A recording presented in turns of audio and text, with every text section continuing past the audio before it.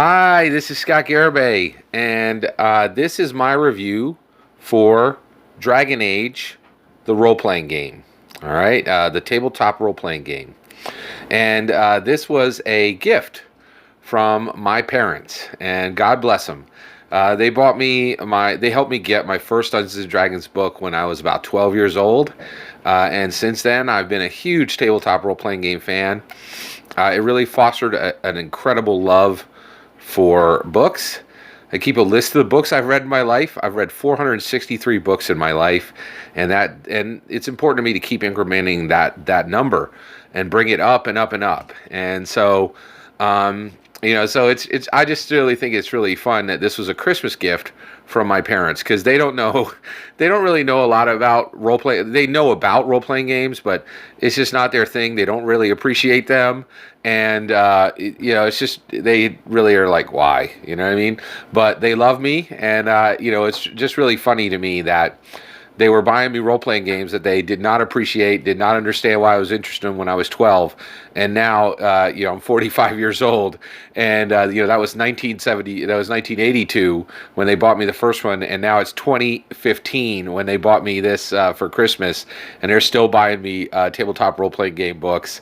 So it's just really precious, that strange relationship with my parents where they do things for me just because they love me, which is, hey, what's better in this world than to be loved, So, and I think that's a big part of loving people, is doing things that you don't want to do or that you don't care about, right? So this book, this Dragon Age tabletop role playing game book, is a symbol of my parents' love for me, which is like, hey, that's pretty nice. You're always I have 4 children, but I'm still a child, So it's pretty nice. I'm very blessed. It's just one of the things that reminds me of that.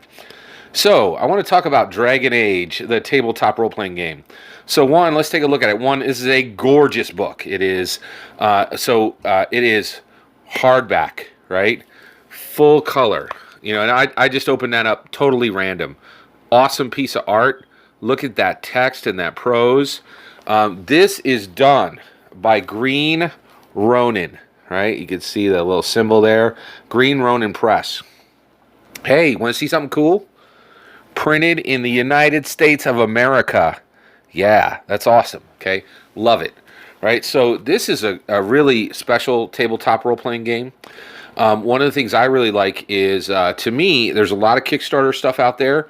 We're blessed to have the Kickstarter stuff, but to me, what I really like in a role-playing game is everything you're looking at. Nice. This is like an ideal role-playing game, in my opinion. All in one book. Every single thing you need. The DMG and the Player's Handbook and the Monster Manual are all in one book. Pathfinder started this trend. I hope this continues. I love Dungeons & Dragons 5th edition, but I think that's a knock against it. It should be all in one book, right? This is a monster. It's a beast. It's over 400 pages long. Yeah, it's like 400 and, around 30, 40. Yeah, it's 440 pages long. So the reason why I love this and why, it's really special is we are, print is dying, right? Print is seriously dying, right? And so, there's a lot of cycles and there's still a lot of symbols and people are still buying books. But if you're going to take the time to print a book, make it worth printing. Do not waste your time on black and white. Do not waste your time on non-glossy paper. Make that book a work of art. And that's exactly what Green and Ronin did with this. That you could see it on the page. I mean, this looks like paintings from an art museum. I mean, this is a work of art through and through. It is a work of art in the craftsmanship, right? It is a work of art, literally has awesome pieces of art in it. The prose is a work of art. The layout is a work of art. The design, the game mechanics, work of art. Beautiful, beautiful work that Green Ronin Press did on this. Absolutely fantastic role-playing game. All right, so I'm very, very excited about this Dragon Age tabletop role-playing game. I also really feel that this, what you're looking at here, I want this to be the future of all tabletop role-playing games. A big, monstrous core rule book that everybody at the table gets, right? So that the players and the dungeon masters are looking at the same core rule book. Also, tabletop role-playing games are a crazy niche, right? So when you're playing a tabletop role-playing game, usually what you have is you have maybe 2 or 3 people who are really into tabletop role-playing games, and then 2 or 3 people that are there because they like to spend time with the other people, or for some other reason they're there, right? And so what's really nice is when you have a role-playing game like this, basically you don't want to have them have to go out and get source books and a million different source books. Pathfinder is a massive lesson learned to everyone. And the lesson learned that we're really learning in tabletop role-playing games now is that the more books you have, it doesn't make your game better. It actually can make your game considerably worse, right? So that's a huge find. That's like a massive finding. It's a big deal, right? So it's just really different, and it really makes us think. So you can't just keep throwing splat books on top of splat books. It does not make the game better. Pathfinder has seriously learned this lesson now, and it's just fascinating, right? So this is, I just love the form factor of this book. It is really stellar, okay? Now, I have a lot to say about this book. Like many of my reviews, it's not all going to fit into one video. So this is the first part of my Dragon Age tabletop role-playing game review. And I did want to talk about another element of this, and that is, so Dragon Age, a tabletop role-playing game, is based on a video game, right? So that is really unusual. It's based on a video game.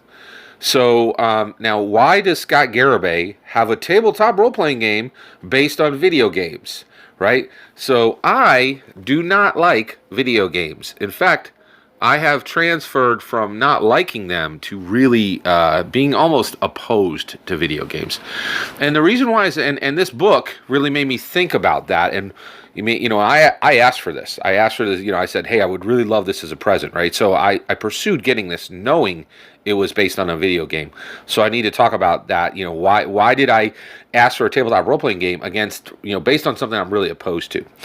So the reason why I'm opposed to video games, and I keep boiling this opinion down to its absolute, essence, right? So I can communicate it quickly, is video games, there's like 4 things I really don't like. They target young American males specifically, and basically there's a lot of potential, there sitting in that, in that demographic.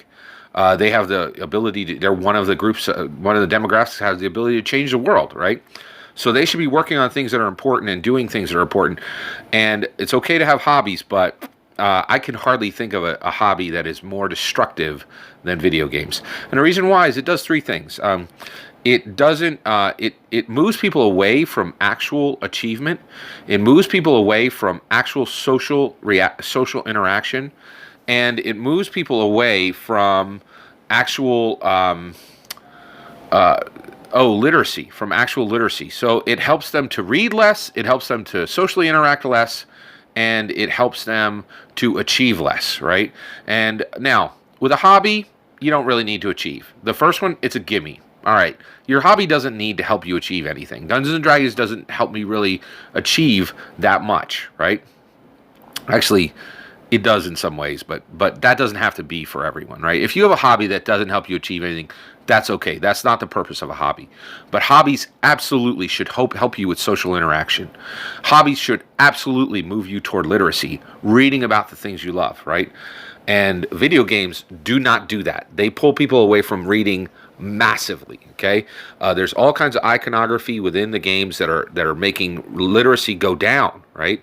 And so I'm just really against that. And in addition to that, more and more people who are into video games are now not even playing the video games, they're watching people playing video games, which again is even more removed from any type of literacy. Additionally, I'm going to say 3 words: League of Legends.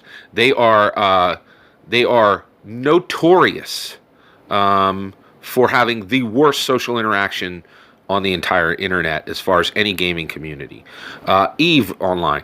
You go Call of Duty, any of them. Just walk into any of the chat rooms, walk into any of the material where people are interacting, and you will see profanity out the wazoo. You will see a lot of intolerance for new players. There's very little inclusion, and really there's a community of, hey, let's keep the noobs out, and let's and making the learning curve extremely difficult, extremely difficult. So these are terrible things, right? So why did I ask for this game that is based on a video game, right? And here's where Scott Garibay says he's wrong. You don't hear that often, right? I was wrong about video games in this aspect. I thought these things never lead to anything good, right? And they never lead to social interaction, and video games never lead to literacy. Dragon Age proves me wrong. That's why I'm thrilled to own it, okay? Dragon Age is based on a video game, and it is a 400-page beast of a book with tons of prose, right? And so if you take this one single book, you put it down on the table, and you get 3d6 dice, you are ready to roll. And you have lots of reading to do, and you have lots of actual friends to make. Not people in the virtual space, not people who are going to troll, not people who are going to, post on your Facebook page or whatever. Those are all great things, but they're not, they're not a pinnacle of anything. They're you need to escape them, right? And this really does it, right? So Chris Paramus wrote this. He worked with a whole team of awesome designers, awesome artists, awesome writers, awesome gamers, awesome people to build this beautiful, beautiful game. And this gorgeous creation, this work of art, this tabletop role-playing game sits on top of the lore, the story of the Dragon Age video game. That is the source of this material, and it is fantastic. Ferelden, Thetis, the people, the races, the Kunari, right? All these things I'm going to love to kind of dig into in later reviews as well. The later parts of this review, subsections of this review, absolutely fantastic. And it all came from a video game. And so this is progress. This is saying, hey, you played your Dragon Age video game. You didn't see your mom. You didn't see your dad. You didn't see your friends for 4 weeks. But guess what? You're going to read this book. You're going to get some vocabulary, right? You're going to raise your IQ a few points. And you're going to sit down at the table with some friends, right? And you're going to share that video game world in a way that really matters. You're going to, you guys can help each other in an actual way. If one of you is sad, you can give the other one a hug sometime. If somebody needs, a friend to help them, move something, or, like real world help, real world people, real world sociality. That's why I love tabletop role-playing games.